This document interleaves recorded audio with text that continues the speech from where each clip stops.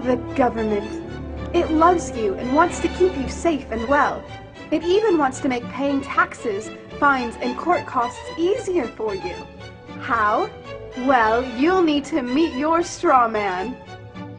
He was born the same day you were. He looks like you, has the same name, and lives in your house, but you never knew he existed. You will have even paid his parking tickets or taxes. The worst part?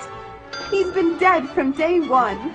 From every birth certificate, a legal personality, or legal fiction, is created with the same name to confuse little old you into thinking it's you.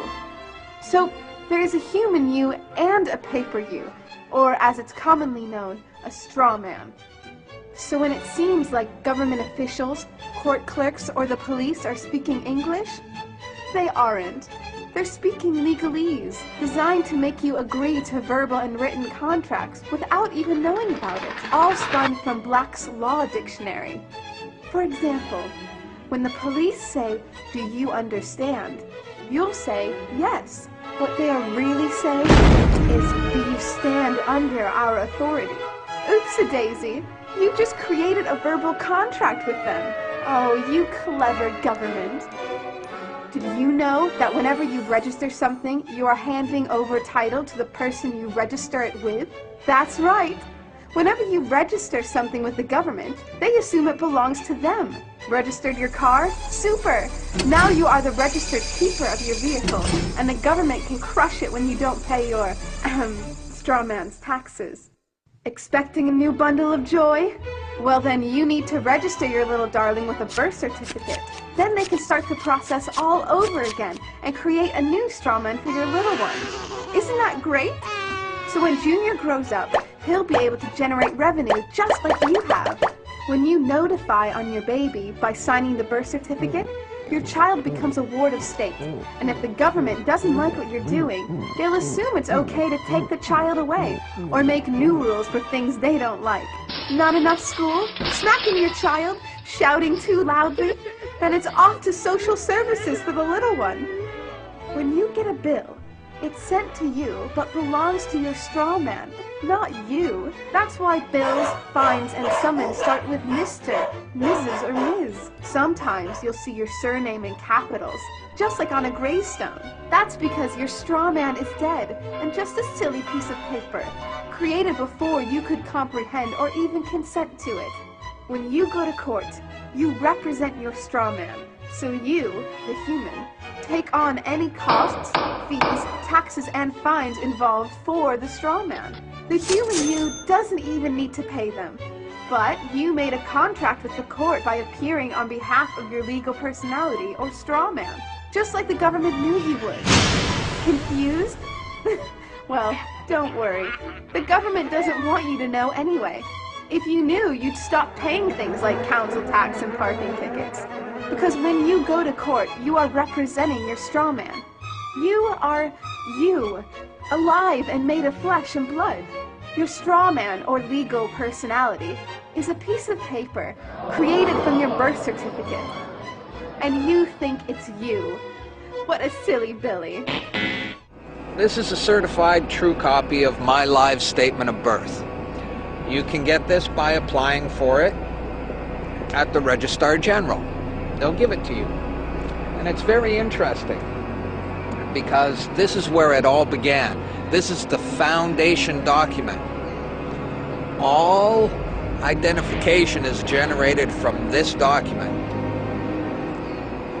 And so if the foundation document is no good, anything that's made from it is no good. That means driver's licenses, health cards, everything. Now what they did here, this is exactly what he meant when he said, soon every American will be required to register their biological property.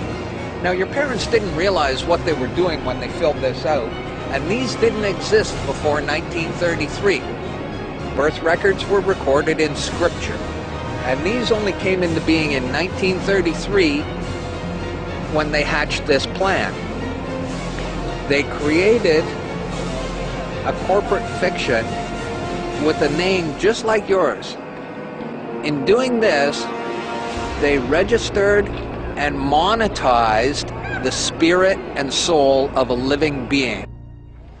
This denotes ownership.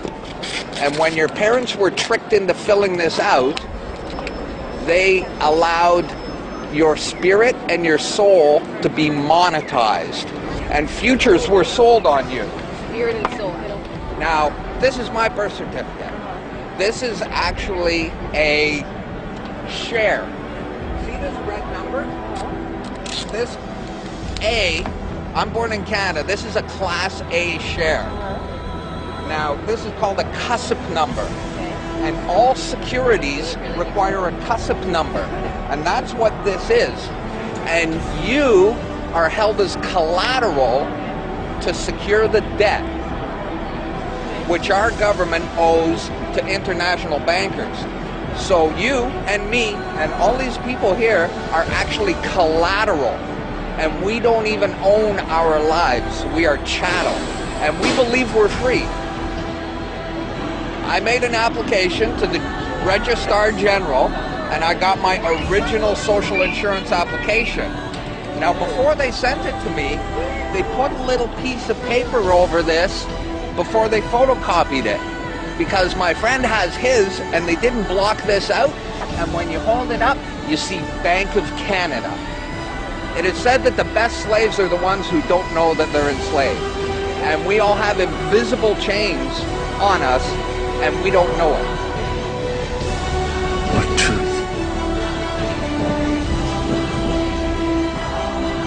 That you are a slave here.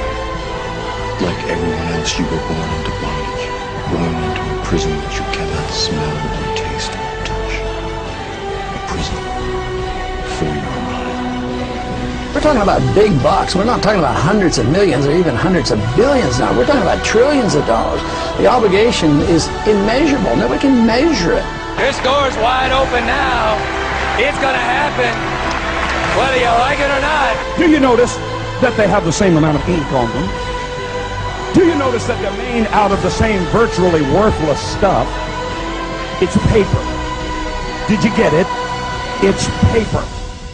When we create money, we have created an instrument of value that has no value of its own. And it's just as expensive or inexpensive to print the 20 as it is to print the 1. In January of 1913, in December of 1913, he signed the Federal Reserve Act, bringing the Federal Reserve System into place in America, and did what Thomas Jefferson said must never happen. He took the control of the money away from the people by taking it away from the Congress and gave it to a group of private individuals who have to pay taxes on the money they loan the government.